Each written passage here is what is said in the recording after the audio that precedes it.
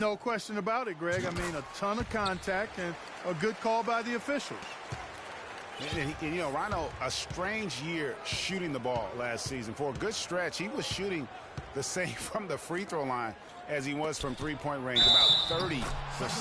And count it, 2 points with a chance for one more at the free throw line.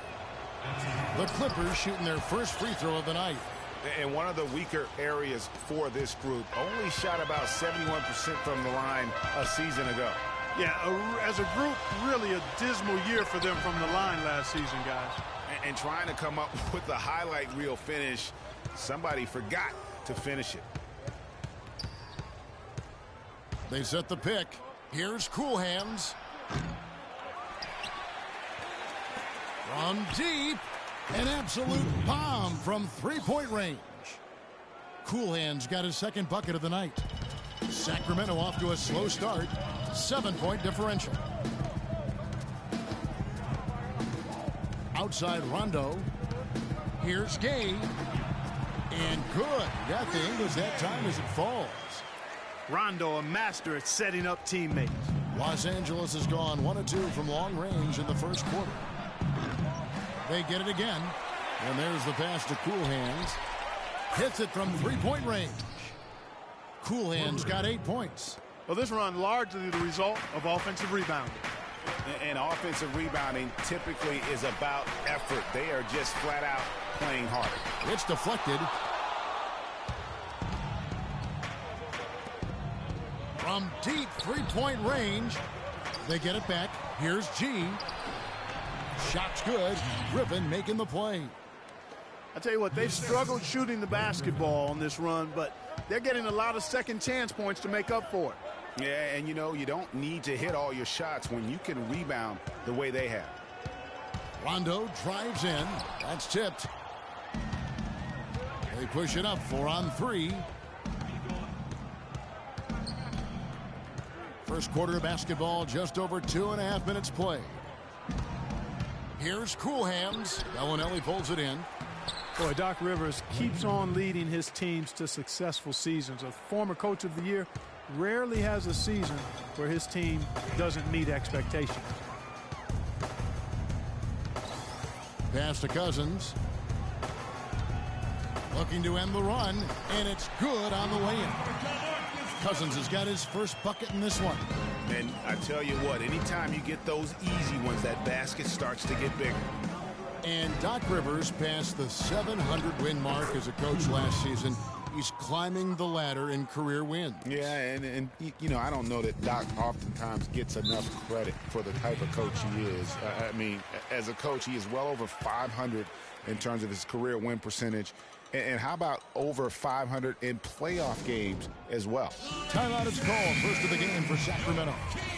And guys, Jeff Green, by every measure of athleticism and skill, should have become one of the game's better small forwards, but inconsistency has plagued him throughout his career. And Kevin, I always go back to something my college coach told me. The mental to the physical is 4 to 1 in this game. And so through those 7 full seasons, he's teased everyone with that talent.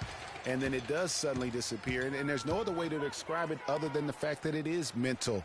He hasn't been able to sustain it in terms of the consistency, and that's why he hasn't fulfilled his potential. Most of the time, that shot will go down. Well, the defenders have to make sure they tag it. Here's Cool Hands. He's got 11. Baseline try. Goes back up, and that's 2 points on the layup. Flash has got 5 points so far.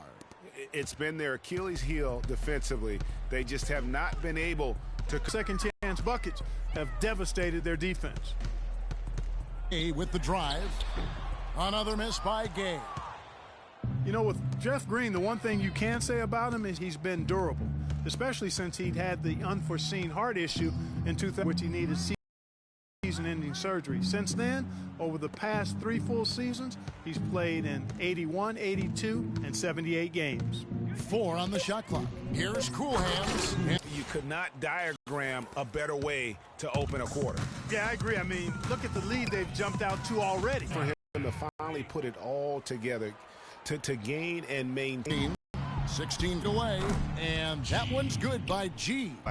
Well, they've got to take a stand and and commit to controlling their defensive backboard.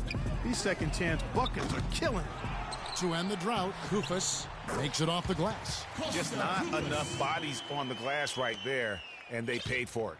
Well, Greg, I know you're a little guy, but you know what it means to box out, and it's an effort thing and a mindset deal. You got to get your body between that other player and the ball.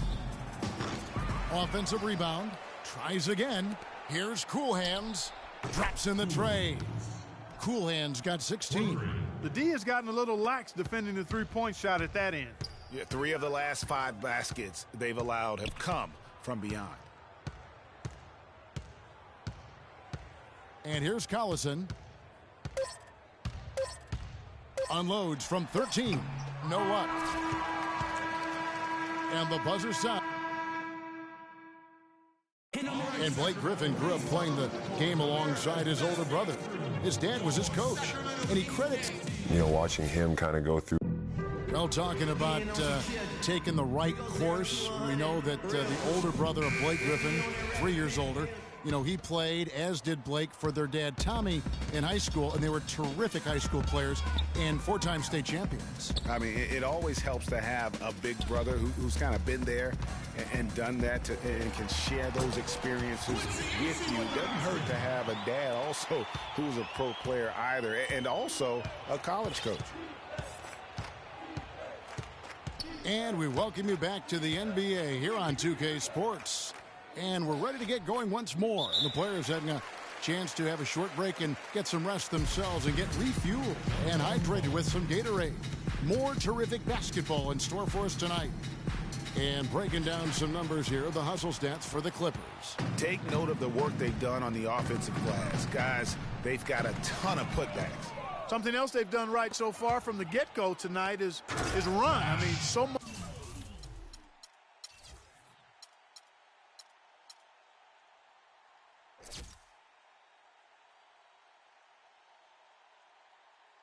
Much of their offense has come off the fast break.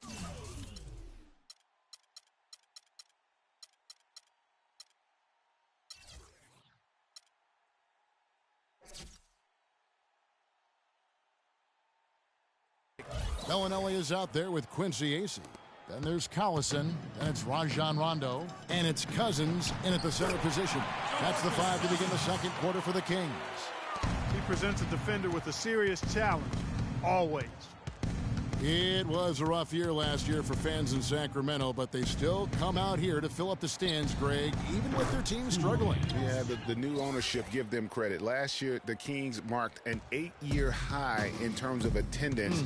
Not bad for a team that really looked to be in the hunt for the postseason, but then just fell apart midway through. Acey's shot is good. We're about a minute and a half into the second quarter now. Passes to Flash.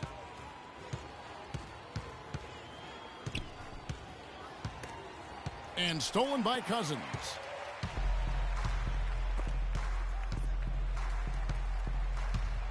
Collison, the pass to Cousins. It's tipped. Second quarter of play with around 2 minutes gone so far. The Kings trail by 19. Here's Collison. Finished off the break. Some defensive breakdowns are starting to show up now. Their last 4 buckets allowed have come from very close range. Yeah, high percentage shots are what they are getting in terms of the attempts, and that's just not going to get it done. They've got to figure it out. And he could be the guy to put this game out of reach. Sacramento calls timeout. Start it.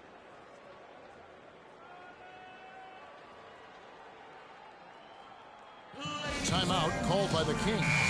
Well, you got to put a body on your man when the shot goes up. That's just fundamental basketball. They're giving up way too many offensive rebounds.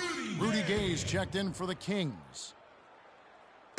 And for those of you just joining us, we're almost 2.5 minutes into the second quarter. Rondo dishes to Cousins. And it's good. Fought through contact, hits the shot. He'll go to the free throw line. The defense not putting up any fight on the inside. They've allowed 10 straight points in the paint. That's not the kind of streak you want to be part of defensively. Tighten it up, fellas.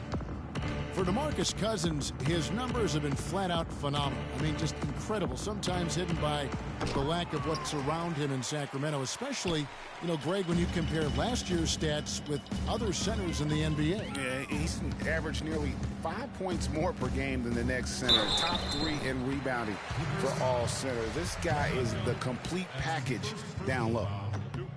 Guys, back to DeMarcus Cousins last season, he was top 3 for centers in assists and steals, and he was in the top 7 in block shots. And so DeMarcus Cousins nails both of them. And talking about Cousins, he's a franchise talent. No one debates that. He can take over a game anytime he feels like it. And heaven help the NBA if he ever starts feeling like it over an 82-game year. Out of bounds, Sacramento takes possession. And it's the Kings with the ball. They trail by 14. They'll face the Lakers after this one. That'll be at home. And that game is the second of 2 straight at home. They're finding lanes to the hoop now with consistency. 5 buckets in a row from the paint. And on the flip side, Greg, the defenders have to show more fight on the interior. They've got to offer more resistance here. Here's Cool Hands. And the Clippers miss again. That's not a sight you see very often. I mean, he has a great feel for that jump shot, especially when he's open. And Cousins throws it down. It doesn't really matter who starts the break with how he runs the floor. He seems to always be the one who finishes. Yeah, he is so fun to watch and how he attacks the rim at full speed like that, man. It's something to behold the way that guy gets to the rim. Once again, the defense letting him get open at the three-point line. That's a major mental mistake there. You've got to get to the shooter. That's a 2 from Bellinelli. The putback, it's hauled in by Los Angeles. Their biggest lead of the game was 21. Here's Cool Hands. 24 points for him. It would have been something to see if he could hit that shot from that deep. Greg, you know it. I know it. There aren't very many guys that can hit from out there. So he is one of them. That's the kind of range he has. Some changes for Sacramento. Kubas checked in for Cousins. Gillespie comes in for Quincy Acey. And McLemore subbed in for Bellinelli. Cool Hands. No good. Now Sacramento takes it the other way. Yes, fans, Clark, and the one team they view as floppers,